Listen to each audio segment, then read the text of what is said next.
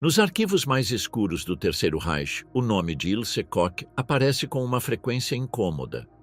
Não como líder militar nem estrategista, mas como símbolo de uma crueldade que excedeu o funcional e se tornou pessoal. Desde sua escrivaninha em Buchenwald, ordenava, selecionava e supervisionava uma rotina de morte que incluía pele humana convertida em objetos decorativos. Sua ascensão começou antes do poder nazista. Se filiou voluntariamente ao partido, se casou com um comandante das SS e foi absorvida pelo sistema de campos como figura central. Não ostentava posto oficial, mas sua autoridade era real. Prisioneiros a temiam tanto quanto aos guardas armados. Quem permitiu que atuasse com tanta liberdade? Como foi possível institucionalizar o sadismo como parte do protocolo? E o que ocorreu quando os verdugos começaram a roubar o que o Reich considerava seu? Infância de uma verdugo, a origem de Ilse Koch, na Alemanha nazista. Nas ruas empedradas de Dresden, em setembro de 1906, nasceu uma menina destinada a se converter em símbolo de monstruosidade dentro do aparato nazista. Margarete Ilse Köhler chegou ao mundo em uma Alemanha imperial próspera, sem suspeitar que essa aparente solidez se desmoronaria durante sua juventude, moldando para sempre sua percepção do poder e da autoridade. Seu pai, capataz em uma empresa construtora, mantinha a família com rendimentos modestos, mas estáveis. Os Köhler representavam essa classe trabalhadora alemã disciplinada que formava a coluna vertebral do império. Laboriosa, respeitosa da ordem estabelecida, mas sem acesso real ao poder político. Sua mãe, dedicada completamente ao lar, educava Ilse e suas irmãs segundo códigos femininos rígidos: obediência doméstica, submissão patriarcal e preparação para o casamento como único horizonte de realização pessoal. A infância de Ilse transcorreu sem incidentes notáveis. Era estudante aplicada na escola elementar local, onde aprendia aritmética, alemão, história imperial e os trabalhos domésticos considerados essenciais para meninas de sua extração social. O sistema educativo germânico de princípios do século XX fabricava cidadãos funcionais dentro de hierarquias claramente definidas, especializando a formação feminina na criação de esposas eficientes e mães prolíficas. Mas enquanto Ilse memorizava lições de geografia e bordado, a Alemanha se precipitava para o abismo. A Primeira Guerra Mundial estourou quando ela tinha 8 anos, transformando radicalmente o país de sua infância. O conflito drenou recursos nacionais, enviou milhões de homens ao matadouro das trincheiras e deixou famílias inteiras sobrevivendo com rações cada vez mais escassas. A derrota de 1918 trouxe humilhação internacional, ocupação estrangeira e o colapso da ordem imperial que havia proporcionado sentido e estrutura a gerações. Sua adolescência coincidiu com os anos mais caóticos da República de Weimar. A hiperinflação de 1923 pulverizou as economias familiares quando Ilse tinha 17 anos. Presenciou como um ovo custava milhões de marcos e os salários perdiam valor entre manhã e tarde do mesmo dia. Esta experiência traumática forjou uma geração alemã que perdeu fé no parlamentarismo, na democracia e nas instituições liberais, considerando-as responsáveis pelo desastre nacional. Ao finalizar sua educação básica, Ilse ingressou em uma escola comercial, onde dominou contabilidade, mecanografia e taquigrafia. Era formação prática desenhada para inserir rapidamente jovens de classe trabalhadora em empregos administrativos sem aspirações de mobilidade significativa. Seus primeiros trabalhos confirmaram esta trajetória. Fábrica de cigarros, depois secretária em pequenas empresas comerciais de Dresden. Estes empregos lhe proporcionaram mais que sustento econômico. Em despachos de empresários e funcionários, Ilse observou como se exercia controle sobre subordinados desde posições intermediárias, sem necessidade de ocupar o comando supremo.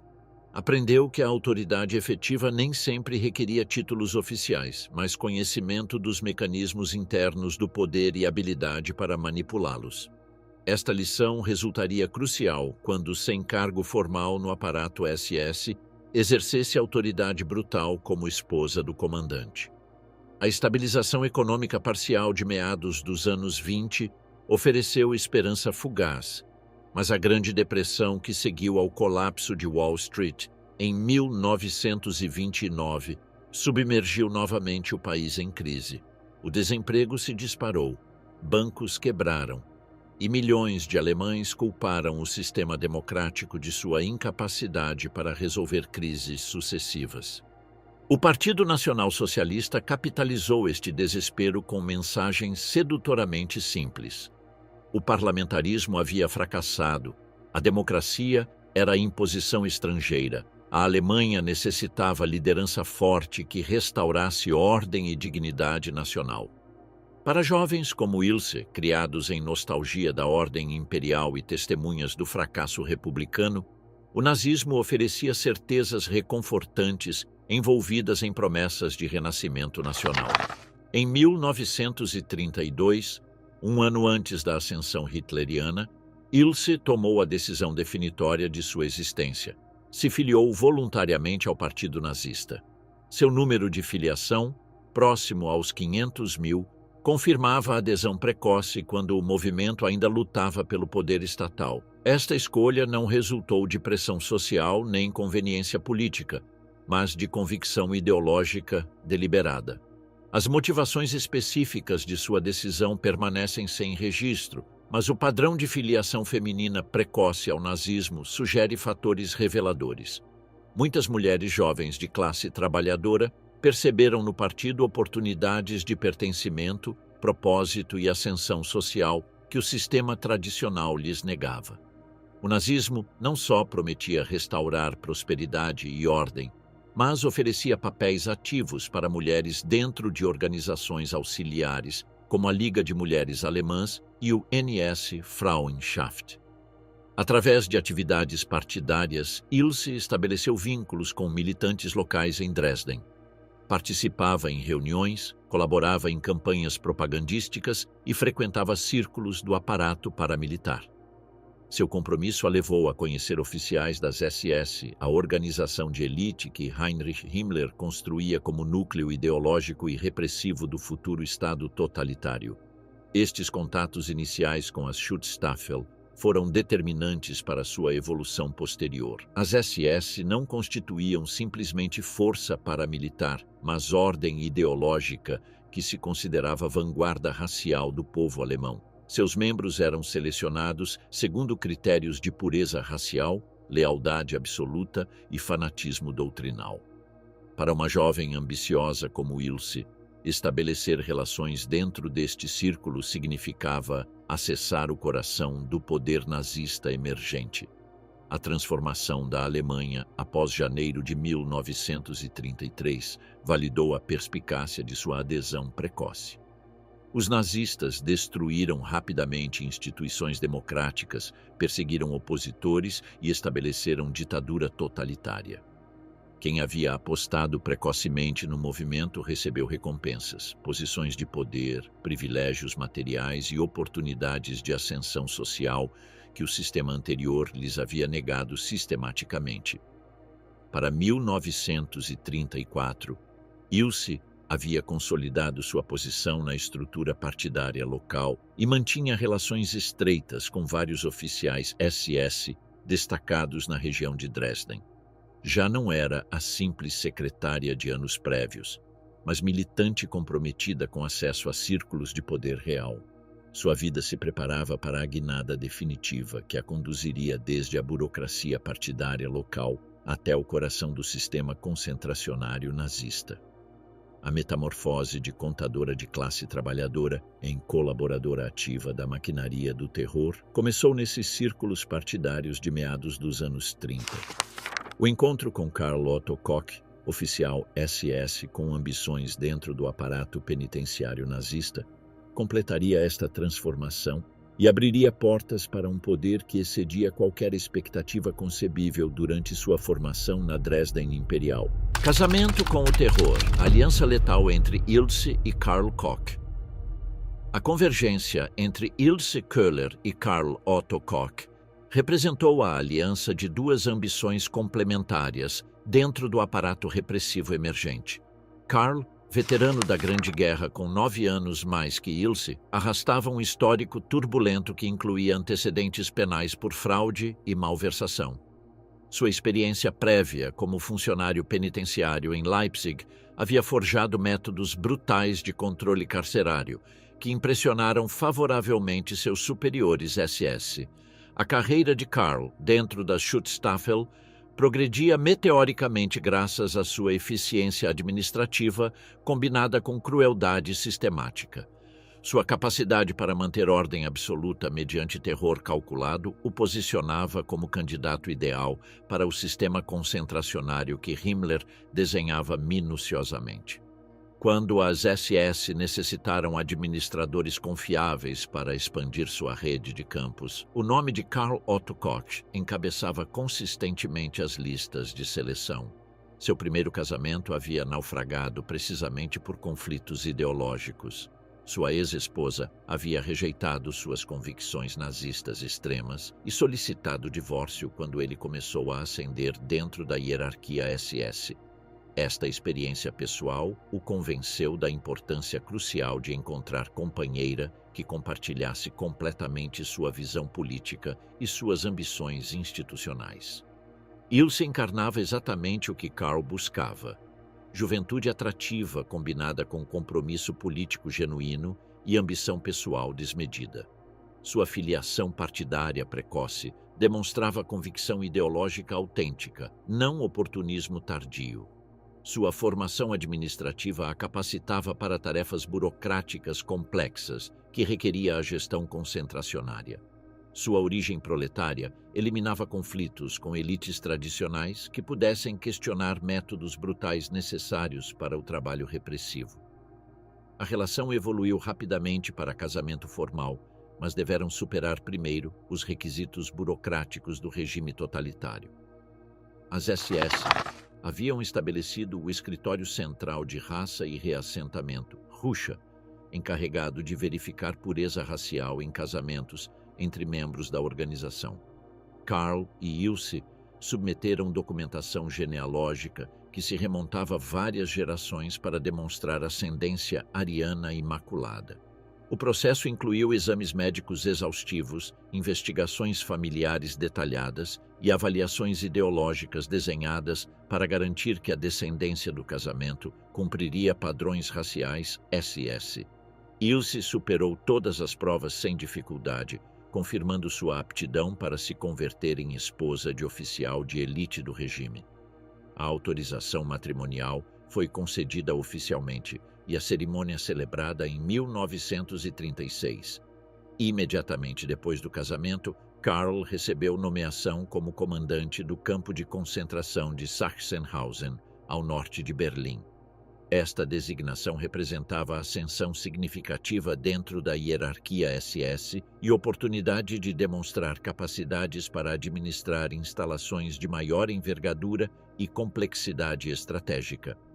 Sachsenhausen havia sido concebido em julho de 1936 como campo modelo para todo o sistema concentracionário alemão. Seu desenho arquitetônico, desenvolvido por Bernhard Kuiper, seguindo princípios de vigilância panóptica, permitia controle visual total sobre prisioneiros desde Torre Central. As barracas triangulares otimizavam a eficiência de supervisão, enquanto minimizavam possibilidades de resistência organizada. Para Ilse, o traslado significou imersão direta em mecânicas do universo concentracionário. Embora carecesse de posto oficial SS, seu status como esposa do comandante lhe outorgava autoridade informal considerável. Começou como secretária administrativa, manejando correspondência sensível, mantendo registros classificados de prisioneiros e participando em reuniões estratégicas entre oficiais superiores. Sua curva de aprendizagem foi acelerada e metódica.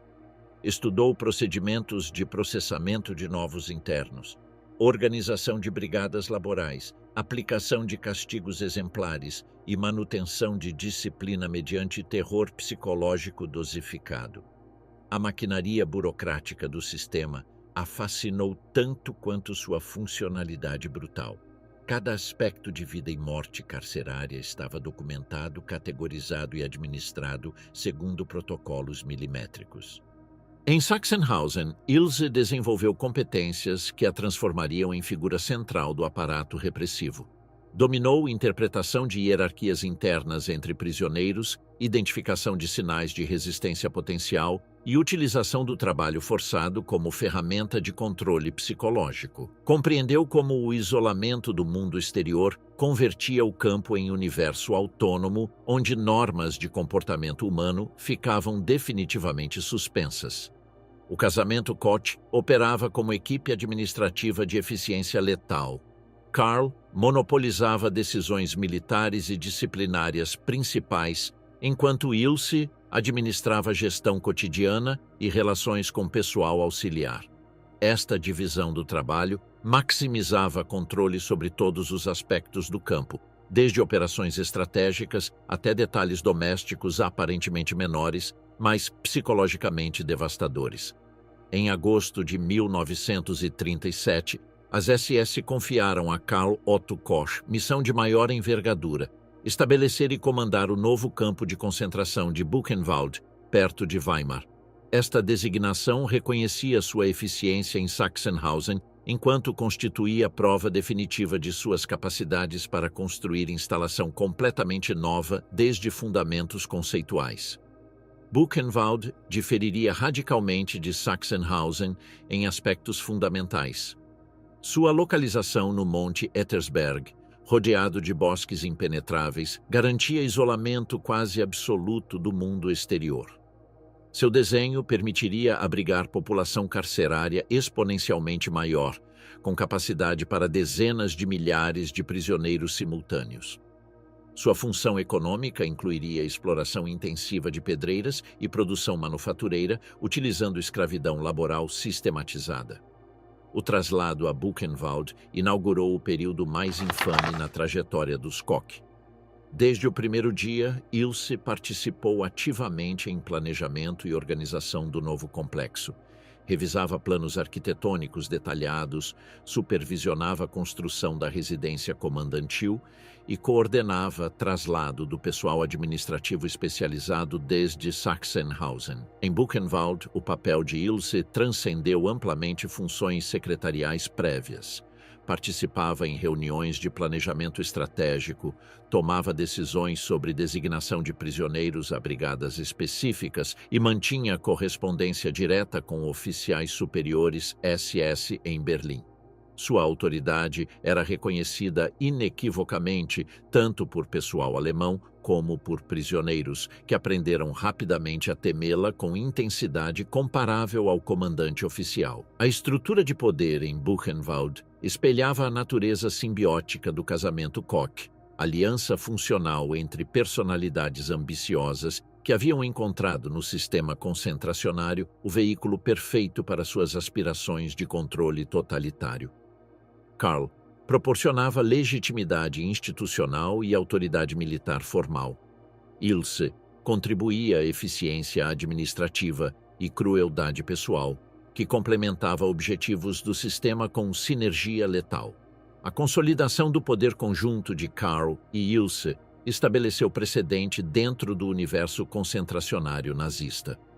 Embora outros comandantes tivessem esposas, poucas alcançaram o nível de autoridade prática que Ilse exercia cotidianamente.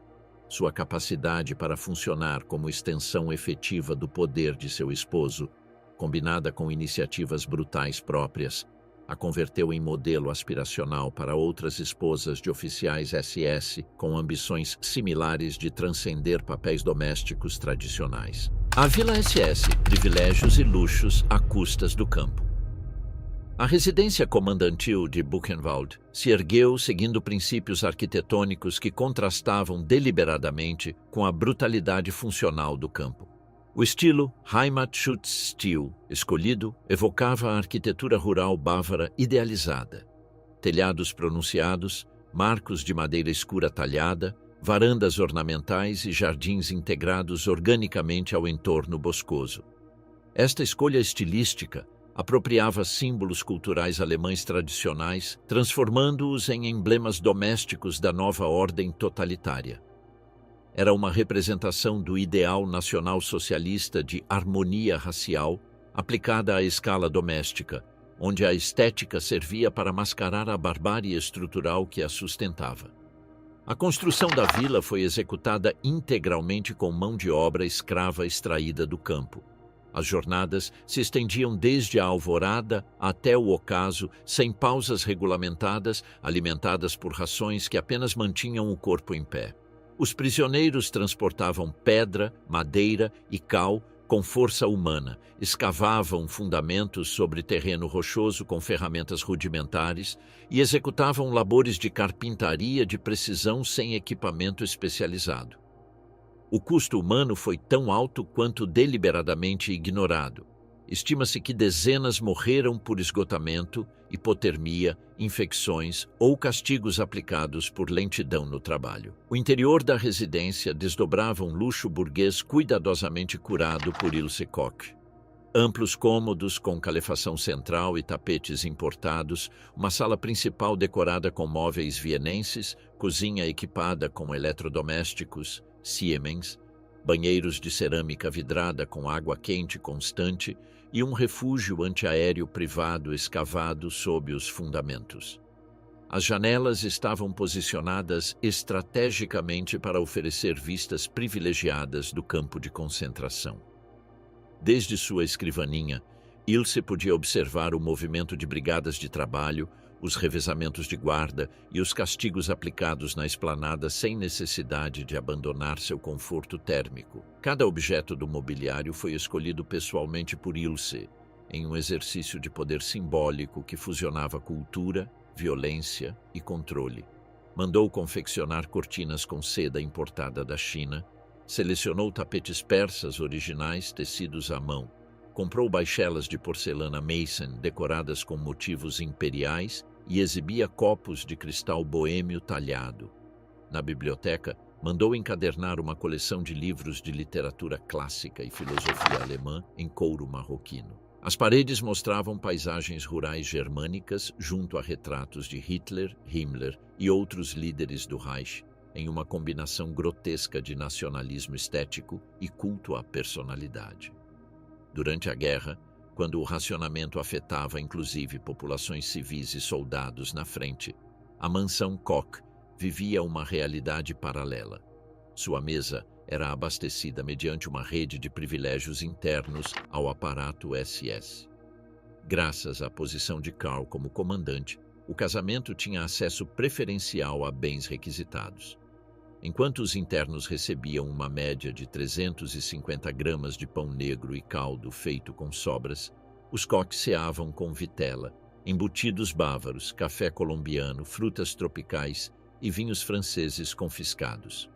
Parte destes suprimentos eram desviados de remessas destinadas aos altos comandos, e outra parte provinha diretamente do saque sistemático de pertences dos prisioneiros.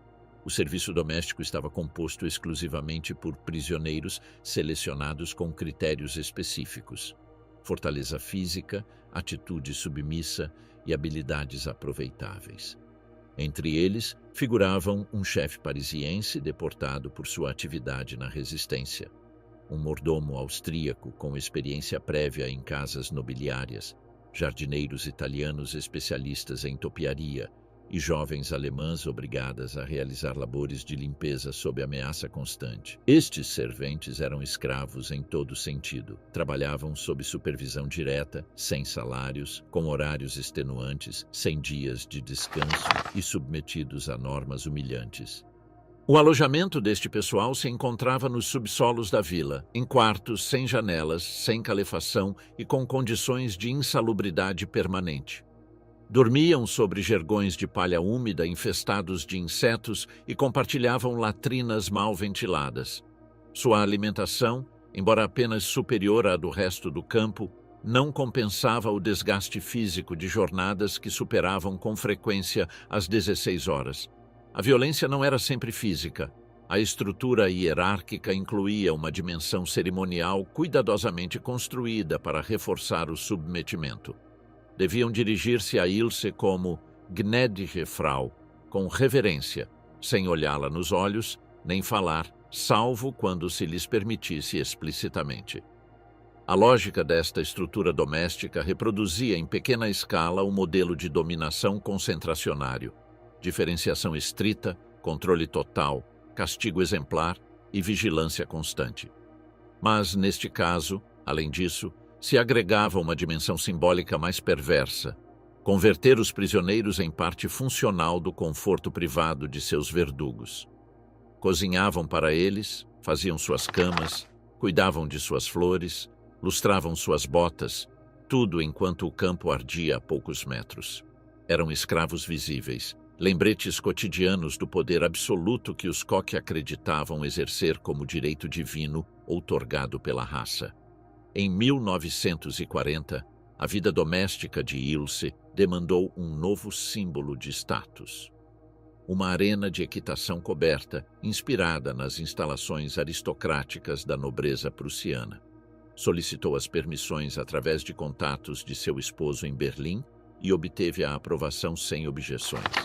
A construção custou 250.000 Reichsmarks, cifra astronômica em tempos de guerra, equivalente ao salário de 500 trabalhadores alemães durante um ano completo. Este luxo desproporcional foi financiado inteiramente com bens saqueados, joias, moedas de ouro, relógios, objetos rituais judeus e, especialmente, o ouro dental extraído de cadáveres na zona médica do campo. O processo de lavagem de ativos estava cuidadosamente desenhado. Ilse inspecionava as malas dos recém-chegados em busca de objetos de valor, separava aqueles com melhor potencial de revenda e os entregava a intermediários SS que operavam em Weimar e Leipzig. Ali, se fundiam as peças para eliminar sinais de origem e se vendiam no mercado negro ou se depositavam como lingotes em contas bancárias na Suíça, em nome de testas de ferro. Esta operação transformou o crime massivo em fonte de financiamento privado, institucionalizando o saque como base material do privilégio nazista. A arena equestre, construída com ferramentas rudimentares e esforço humano intensificado, foi um dos projetos mais letais dentro da vila. Os prisioneiros designados cavavam em turnos duplos sem assistência técnica, nivelavam o terreno à mão, levantavam estruturas pesadas sem guindastes e vertiam concreto sem maquinaria. Múltiplos internos morreram durante a obra, mas suas mortes eram silenciadas. Seus corpos eram rapidamente removidos por outros prisioneiros e os registros alterados para evitar interrupções. Ninguém devia interromper o ritmo de um capricho.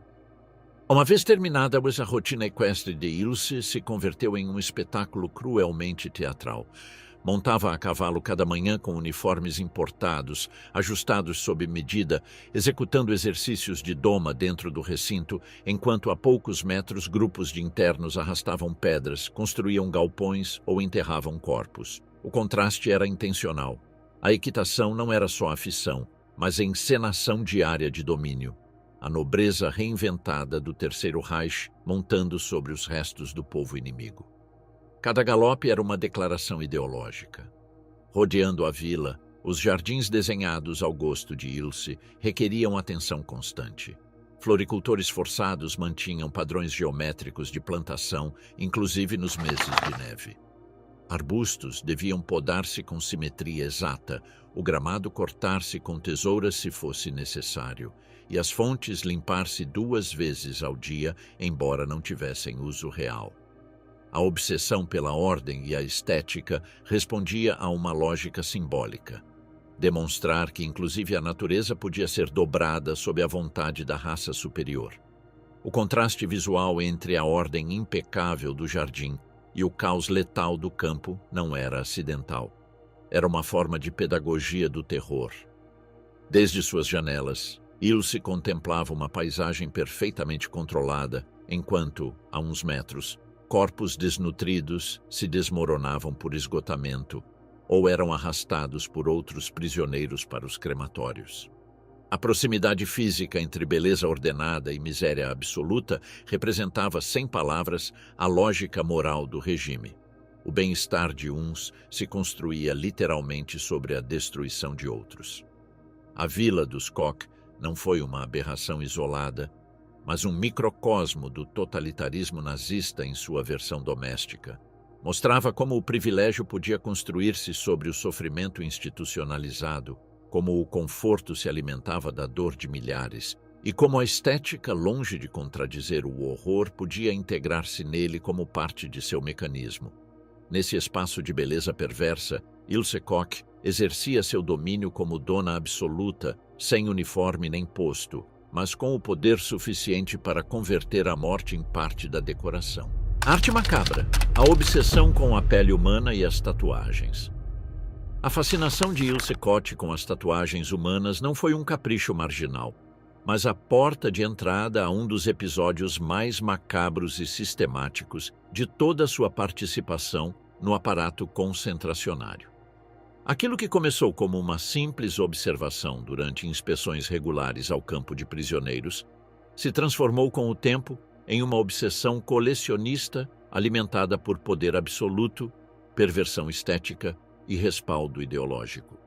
Foi a combinação destes três fatores o que a converteu, não só em cúmplice de assassinatos em massa, mas em promotora direta de uma indústria de objetos fabricados com restos humanos. O interesse de Ilse pelas tatuagens se despertou durante rondas de inspeção nas quais os prisioneiros eram obrigados a se desnudar completamente. As marcas corporais chamavam sua atenção, especialmente aquelas que se destacavam por sua complexidade artística, intensidade cromática ou localização inusual. Em um campo como Buchenwald, a diversidade de internos, desde criminosos comuns até soldados estrangeiros capturados, passando por resistentes políticos e deportados religiosos, garantia uma variedade significativa de tatuagens. Havia marinheiros do norte com âncoras e gaivotas, ex-condenados com inscrições góticas nos braços, homossexuais com simbologia pessoal codificada, e combatentes da Frente Popular com retratos de figuras ideológicas ou símbolos revolucionários. Esta riqueza visual se converteu rapidamente em um catálogo involuntário para Ilse. O que em princípio foi curiosidade, derivou em protocolos explícitos. Começou ordenando que certos grupos se alinhassem completamente nus ante ela, sob pretextos sanitários. Depois, exigiu que os guardas notificassem qualquer caso em que observassem pele marcada de forma inusual. Os prisioneiros selecionados eram examinados meticulosamente. Ilse preferia tatuagens de grande tamanho, bem conservadas e localizadas em zonas corporais que facilitassem sua remoção: costas, peitos, coxas. Se excluíam as tatuagens pequenas ou aquelas que estivessem deterioradas por cicatrizes, infecções ou condições de trabalho extremo. O processo de seleção não se limitava ao valor estético, mas respondia também a critérios de extração anatômica. Para legitimar estas ações, estabeleceu uma colaboração formal com o Dr. Erich Wagner, médico SS, que promovia uma teoria pseudocientífica segundo a qual as tatuagens eram indicadores de degeneração racial ou predisposição criminal. Wagner havia publicado artigos defendendo a correlação entre arte corporal e estruturas mentais desviadas, citando exemplos de delinquentes reincidentes tatuados. Sua postura encontrou eco na doutrina racial nazista, que classificava qualquer desvio estético como expressão de corrupção genética. Sob esta justificação, a coleta de pele tatuada podia ser apresentada como investigação médica. O projeto requeria, no entanto, uma infraestrutura mais complexa para passar da inspeção ao assassinato organizado. Aqui interveio o Dr. Waldemar Hoven, médico-chefe do campo de Buchenwald, especializado em técnicas de eutanásia por injeção. Hoven, membro de confiança das SS, havia participado previamente no programa Action T4 e dominava métodos letais silenciosos como o uso de fenol direto ao coração. Com seu apoio, se desenhou um protocolo estável, Os prisioneiros selecionados eram trasladados ao hospital sob a desculpa de análises médicas. Ali eram sedados, depois assassinados mediante injeções precisas e finalmente transportados ao departamento de patologia, onde começava a segunda fase do processo. A extração de pele humana foi sistematizada com procedimentos inspirados na indústria do curtimento. Os fragmentos selecionados eram retirados mediante cortes cirúrgicos amplos que respeitavam o desenho completo da tatuagem. A pele era submergida em soluções de formol e sais especiais para preservar sua integridade estrutural. Depois, se secava lentamente sobre bastidores de madeira sob condições controladas de umidade. O resultado eram peças flexíveis, estáveis e resistentes à deterioração.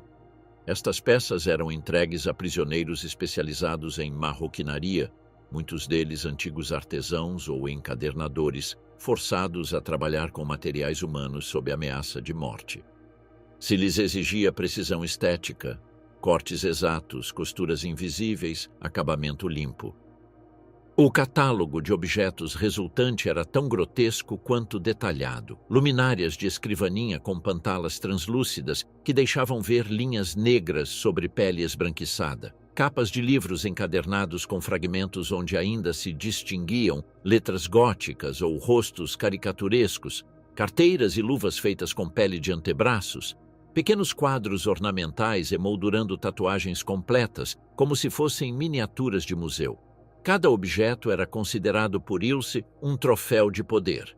Se exibiam em vitrines de seu salão privado ou se utilizavam cotidianamente como prova tangível de seu controle absoluto sobre corpos e destinos. Não eram recordações passivas, mas afirmações físicas de sua capacidade para decidir quem vivia, quem morria e que parte de suas vítimas podia ser reutilizada como adorno doméstico. As descrições mais detalhadas deste processo provêm de testemunhos recolhidos após a guerra. Gustav Wegerer, prisioneiro polonês obrigado a trabalhar no hospital do campo, relatou em interrogatórios ter visto várias destas luminárias nos escritórios do bloco médico e mencionou a existência de um inventário interno, onde se classificavam as tatuagens por temática, cor e zona anatômica. Josef Ackermann, que participou diretamente no tratamento de peles, relatou como recebia ordens específicas sobre o tipo de costura ou a espessura do couro resultante. Em seu testemunho, mencionou ter trabalhado com ao menos 20 fragmentos distintos entre 1943 e 1945, todos provenientes de cadáveres recentes, e descreveu como alguns internos deviam limpar os objetos resultantes com panos de linho umedecidos para manter seu brilho. Em abril de 1945, a liberação de Buchenwald por tropas estadunidenses expôs estes crimes com evidência física incontestável. Os soldados que ingressaram no campo descobriram salas fechadas onde se armazenavam objetos humanos classificados por tipologia.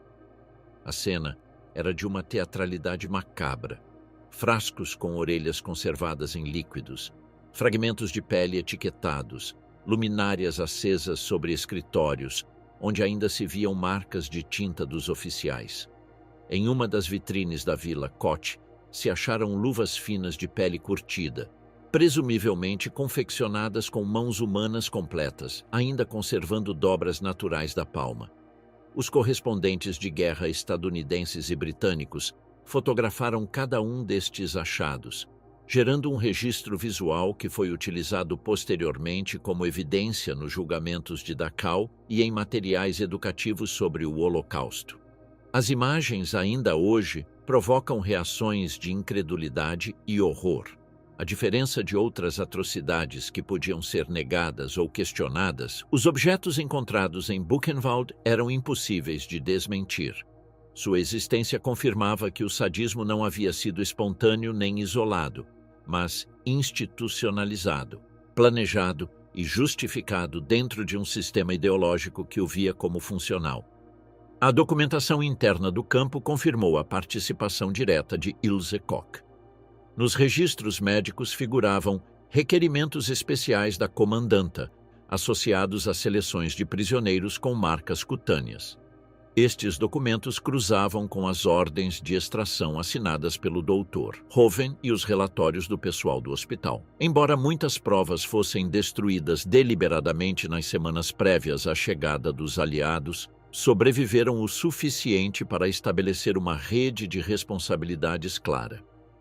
As listas de entrada e saída do hospital coincidiam com as datas de desaparecimento dos internos e com a chegada de novos objetos fabricados. Alguns documentos, inclusive, detalhavam o tipo de tatuagem solicitado, como se tratasse de uma peça de encomenda. A nível estrutural, este programa requereu coordenação entre ao menos 3 departamentos do campo: a segurança interna, a direção médica e a administração de bens confiscados. Cada ator envolvido tinha funções específicas e operava sob supostos pseudocientíficos que legitimavam os assassinatos. A noção de que as tatuagens podiam ser utilizadas como evidência visual de degeneração genética permitia que estes crimes se justificassem como contribuições ao conhecimento racial. Não eram só objetos, eram, na lógica do regime, material didático que ilustrava a decadência biológica do inimigo. Esta racionalização ideológica era essencial para a cumplicidade coletiva. O pessoal médico, os artesãos forçados, os guardas e os administradores podiam ver sua participação como parte de um esforço maior. Se tratava de limpar a nação de elementos impuros e registrar essa limpeza com precisão estética. A desumanização era total. Os corpos não eram corpos, mas recursos reutilizáveis, matéria-prima para a pedagogia do ódio. O mais perturbador não é só o horror do feito, mas a frialdade com que foi implementado. O projeto não nasceu de um arrebatamento emocional nem de uma loucura individual. Foi sistemático, clínico e logisticamente viável dentro dos mecanismos do Terceiro Reich.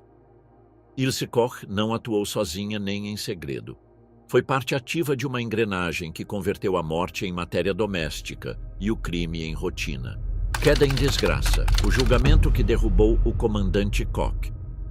A investigação que precipitaria a destruição do casamento Koch se iniciou em 1941, quando o general Josias zu Waldeck und Pyrmont, comandante superior das SS na região de Turíngia, recebeu informes preocupantes sobre irregularidades administrativas em Buchenwald.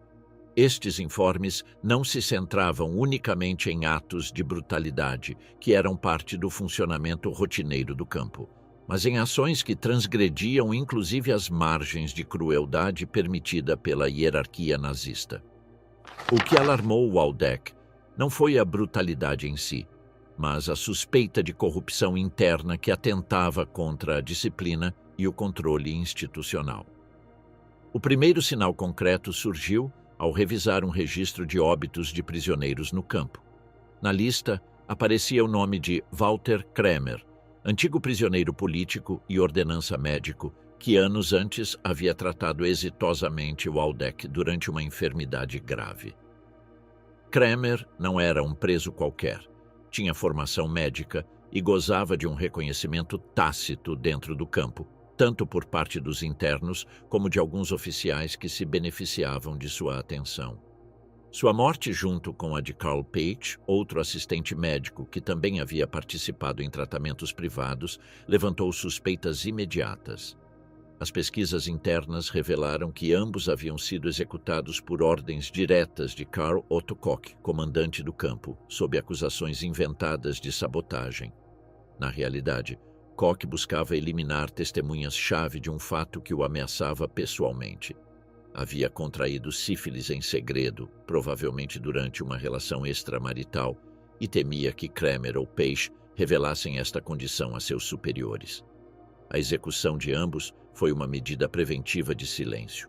Mas com isso, Koch havia cruzado uma linha que nem sequer o aparato SS estava disposto a tolerar. Waldeck ordenou uma auditoria exaustiva da administração de Buchenwald. O que começou como uma revisão pontual terminou destapando um sistema de corrupção complexo e meticulosamente articulado. O ponto central era o desvio sistemático de bens confiscados aos prisioneiros, desde dinheiro em efetivo até joias, objetos de valor, roupas de alta qualidade e até relógios. Tudo era requisitado no ingresso e devia ser registrado. No entanto, os registros oficiais não coincidiam com os inventários, e a diferença não era menor. Faltavam artigos por valor de dezenas de milhares de Reichsmarks. A evidência mais clara emergiu ao rastrear os movimentos bancários de Karl Otto Koch. As contas pessoais do comandante mostravam depósitos regulares que excediam amplamente seu salário oficial, além de transferências a bancos na Suíça, um padrão que já havia sido detectado em outros casos de corrupção interna dentro das SS. Era um sistema de lavagem de ativos disfarçado de administração de campo. O dinheiro procedia da venda ilegal de objetos saqueados, comercializados mediante intermediários que operavam em cidades como Weimar e Leipzig. O nome de Ilse Koch emergiu logo na investigação. Não era só uma esposa de presença decorativa. Documentos e testemunhos demonstravam que selecionava pessoalmente os artigos mais valiosos requisitados aos prisioneiros e, em alguns casos, os entregava diretamente a contatos comerciais fora do campo. A construção da custosa arena de equitação, valorizada em 250.000 Reichsmarks, resultou ser um exemplo evidente de enriquecimento ilícito. O financiamento desta instalação não provinha de fundos designados oficialmente ao campo, mas da venda de joias, ouro dental fundido e objetos de luxo confiscados. Sua implicação era tão clara quanto estrutural. Em agosto de 1943, após consolidar a evidência necessária, Waldeck ordenou a detenção de Karl Otto Koch e Ilse Koch. Esta decisão não foi tomada à ligeira. Deter um comandante de campo era extremamente inusual dentro das SS, que mantinham uma imagem pública de unidade hierárquica monolítica. Mas a corrupção flagrante, os assassinatos não autorizados e o escândalo em ciernes forçaram a atuar. O julgamento interno foi encomendado ao SS Oberführer Konrad Morgen, um advogado que trabalhava diretamente para o Escritório Central de Assuntos Judiciais das SS. Morgen havia sido designado pelo próprio Himmler para investigar casos de corrupção entre oficiais do sistema de campos, em um esforço por preservar a imagem de integridade ideológica do corpo. Sob seu mandato, se abriram investigações contra mais de 200 oficiais das SS, embora poucos concluíssem com sentenças definitivas. O caso de Buchenwald, no entanto, se converteu em um dos mais significativos. Konrad Morgen conduziu interrogatórios detalhados, revisou arquivos financeiros, requisitou documentos e realizou inspeções pessoais nas instalações. Inclusive, fez exumar corpos de prisioneiros executados irregularmente para confirmar versões médicas suspeitas. Sua investigação descobriu que Koch havia autorizado ao menos 7 assassinatos individuais, sem causa militar nem política, todos eles motivados por medo de que o delatassem. Entre os mortos, além de Kremer e Peisch, havia prisioneiros de confiança designados a tarefas administrativas que sabiam demais. As acusações contra Karl Otto Koch eram devastadoras. Malversação de mais de 200.000 Reichsmarks, assassinato premeditado de testemunhas, abuso de autoridade e violações das regras internas das SS. A evidência incluía não só registros contábeis e bancários, mas testemunhos de oficiais subalternos que detalhavam a metodologia com a que se desviavam bens do Reich para contas privadas. O caso de Ilse apresentava complicações adicionais. Tecnicamente, como esposa sem posto formal dentro das SS, não tinha autoridade legal para emitir ordens. Esta ambiguidade dificultava imputá-la com os mesmos critérios aplicados a seu marido. No entanto, o tribunal encontrou provas suficientes de que havia recebido e utilizado bens roubados por um valor superior aos 25.000 Reichsmarks. Além disso, alguns testemunhos sugeriam que intervinha na designação de brigadas laborais para vinganças pessoais, embora estas acusações não pudessem ser verificadas com o mesmo rigor documental. O julgamento culminou em dezembro de 1944, com uma resolução definitiva.